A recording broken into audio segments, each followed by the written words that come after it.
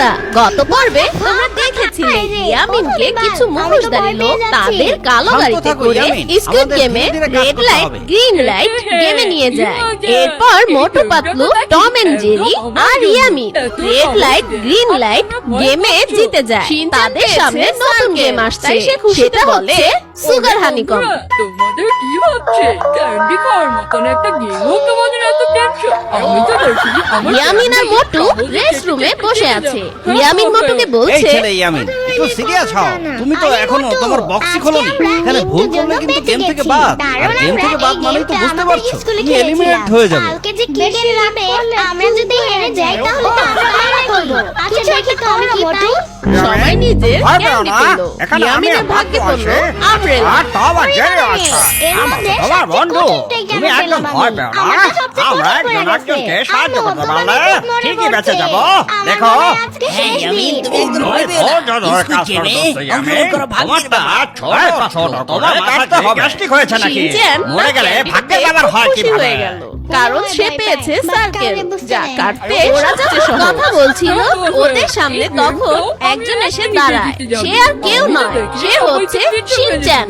ইয়ামিন ঘামতে থাকলো। আরে শিনচ্যান, তুমি কোথা থেকে আসলা?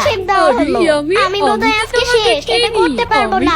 এটা অনেক কঠিন। তাহলে আমাকে একটা সুই নামিয়ে চাকু দিতে লাগতো। ইয়ামিন, বড় করে দম নাও আর চেষ্টা করো। দেখো, এত কথা বলতেছো কেন? তোমার সাথে অনেক সহজ মতো। তুই আমার সাথে থেকে তাকাও। বড় আমব্রেলা সে। আমি এত শর্ট টাইমে কিভাবে শেষ করব? জানো? ইয়ামিন অনেক চেষ্টা করছিল, কিন্তু ইয়ামিনের হাত কাঁপছিল।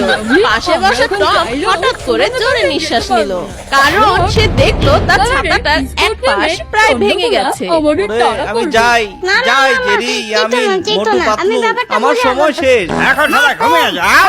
কালকে আমাদের নতুন কি খেলা পড়তে পারে তাই নিয়ে ভাবো। শিনচ্যান মজা করে বলল, সকালবেলা এইদিকে ইয়ামিনের বাবা মা তাকে খুঁজতে খুঁজতে স্কুলে চলে এলো।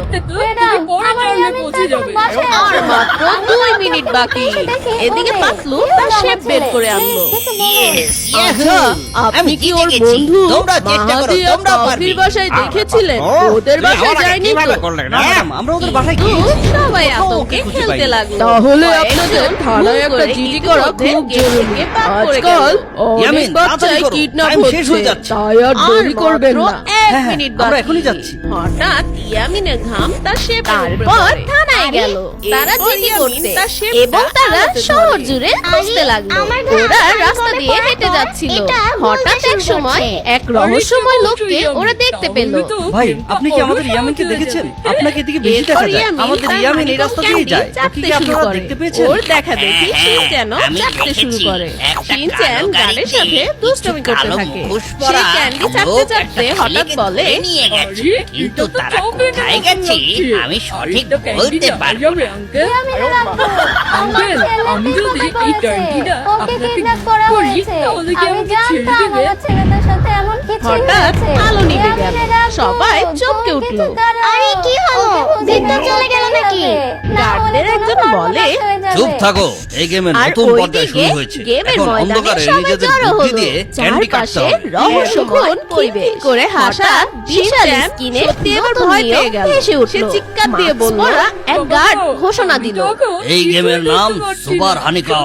তোমাদের প্রত্যেককে একটি করে ক্যান্ডি দেওয়া হবে। ক্যান্ডির মধ্যে একটি বিশেষ চিহ্ন থাকবে, স্টার, ইয়ামিন সার্কেল, তখন আমব্রেলা, বুঝতে পারলো ট্রায়াঙ্গেল। আরো ধৈর্য তোমাদের ধরতে কাজ হলো হবে। নিখুঁতভাবে সে ছোট ছোট ক্যান্ডির করে মাঝের নিঃশ্বাস নিতে ডিজাইনটা লাগলো। বের করা। আর চেটে কিন্তু যদি চেটে ক্যান্ডির ক্যান্ডির শেপ ভেঙে যায় চারপাশ তাহলে গলাতে তোমার থাকলো। গেম শেষ। একসময় এখন আবারও তোমরা লাইট আসো ফিরে একজন এলো। একজন টম করে এন্ড জেরি এখান থেকে তাদের হানিকম ডিজাইনটা বক্স শেষ নিয়ে যাও। করলো। তারা ছাতা, বৃত্ত উচ্ছ্বাসে বা ত্রিভুজ, চিৎকার দিয়ে উঠলো। এই চারটা শেপে যে কোনো একটা শেপ তোমরা পাবে। তাই কোনো চিটিং করবা না। এরপর ওরা একজন একজন করে ইয়াহু! হানিকম প্লেট আমি নিয়ে পেরে গেল। গেছি। তখন ইয়ামিন আতঙ্ক হয়ে বলল, ওরে বাবারে, আমার তো হাত কাঁপছে শিনচ্যান। আমি কি পারবো এই হানিকম গেম খেলতে? হানিকম গেম আমি কখনো খেলিনি। তখন ইয়ামিনের মুখ থেকে এসে বলে, ঘাম ঝরছিল। আর মাত্র 5 সেকেন্ড বাকি আছে। শেষ সময় গেম শুরু হলো। 3 মিনিট বাকি আছে। যারা হানিকম থেকে তাদের কাঙ্ক্ষিত শেপ উদ্ধার না করতে পারবে তারা গেম থেকে এলিমিনেট হয়ে যাবে। মোটু পাস করেছে। আমি পেরেছি। পেরেছি। মোটুর ভাগ্যে পড়েছে স্টার শেপ আর এইদিকে একজন হানিকম খুব জোরে জোরে ঘষছে। ঠিক তখনই একটা অদ্ভুত আওয়াজ হলো। পাটাক! সবার দৃষ্টি সেদিকে ঘুরে গেল। লোকটা ইতিমধ্যে একটা ক্যান্ডিটা ভেঙে ফেলেছে। সাম্বা। ওকে মেরো না, শ্রাবণী হবে, শ্রাবণী। সেটাই তো বলতেছি।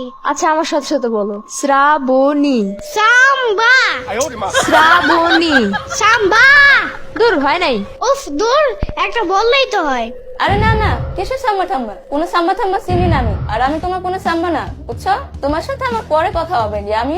কিন্তু তুমি এত ভাবাচ্ছ কেন? হ্যাঁ আরে না, ওই আর কি, কুত্তা মানে গরম করছে তো। হ্যাঁ হ্যাঁ। সবাই তাকে অভিনন্দন জানালো। গার্ড ঘোষণা করলো, যারা বেঁচে গেছো তারা পরবর্তী রাউন্ডে যাবে। শিনচান হেসে বলে, এই গেমটা এত কঠিন ছিল নাকি? হ্যাঁ, আমার তো মজা লেগেছে।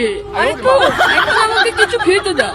ইয়ামিন দীর্ঘশ্বাস ফেলে বলল, আরে ভাই, তোমার মজার কথা বাদ দাও। সামনে যে কি বিপদ আসছে তা তুমি জানো? যারা যারা জয়ী হয়েছেন তাড়াতাড়ি প্লেগ্রাউন্ড ছেড়ে চলে যান।